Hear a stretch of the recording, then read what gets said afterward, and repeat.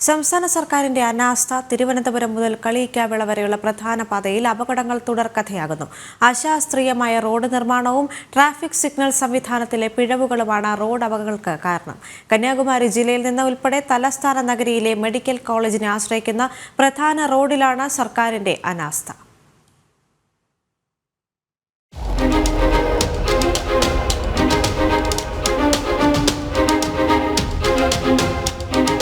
കളിയിക്കാവിള കരമന റോഡിലാണ് അപകടങ്ങൾ തുടർക്കഥയാകുന്നത്. അപകടങ്ങൾ ഒഴിഞ്ഞ ദിവസം ഈ റോഡിനില്ലെന്നാണ് നാട്ടുകാരുടെ പ്രതികരണം.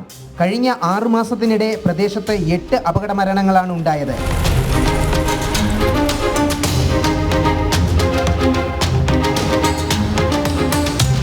നേമത്തു നിന്നും കാട്ടാക്കട ഭാഗത്തേക്കുള്ള വാഹനങ്ങൾക്ക് ട്രാഫിക് സിഗ്നൽ ശരിയായ വിധം കാണാനാകാത്തതാണ് അപകടങ്ങൾക്ക് പ്രധാന കാരണം. ഇത് ബാലരാമപുരത്തു നിന്നും കാട്ടാക്കടയ്ക്കുള്ള വാഹനങ്ങളുമായി കൂട്ടിമുട്ടലിന് കാരണവുമാകുന്നു.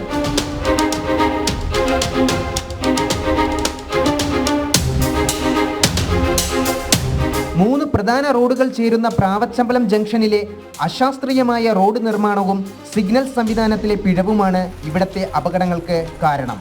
റോഡ് ക്രോസ് ചെയ്യാൻ വേണ്ടി ആരും ഒരു വണ്ടി നിർത്തി കൊടുക്കാറില്ല. അപ്പോൾ അതിലാണ് ഏറ്റവും കൂടുതൽ ആക്സിഡന്റ് ഉണ്ടാകുന്നത്. 1 മാസത്തിനകത്ത് തന്നെ 3 പേര് മരിച്ചിട്ടുണ്ട്, സ്പോട്ട് ഔട്ടാണ്. അതുപോലെ ഇവിടുന്ന് പള്ളിച്ചിലേക്ക് പോകുന്ന വഴിക്ക് ഇവിടെ ഒരു സിഗ്നലിന്റെ ആവശ്യമുണ്ട്. അത് ലെഫ്റ്റിലോട്ട് ഇറങ്ങുന്നിടത്തും സിഗ്നൽ ഇല്ല, ആരും പാലിക്കുന്നില്ല.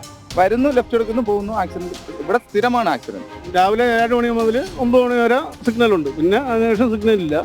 പിന്നെ എല്ലാ നടു റോഡിലാണ് വണ്ടി, സെൻട്രൽ ലൈനിലാണ് വണ്ടി കൊണ്ടുവച്ചിട്ട് പോകുന്നത്. അപ്പോൾ വരുന്ന വണ്ടികൾ ആ സൈഡ് കയറി ഒടിഞ്ഞ് കയറും.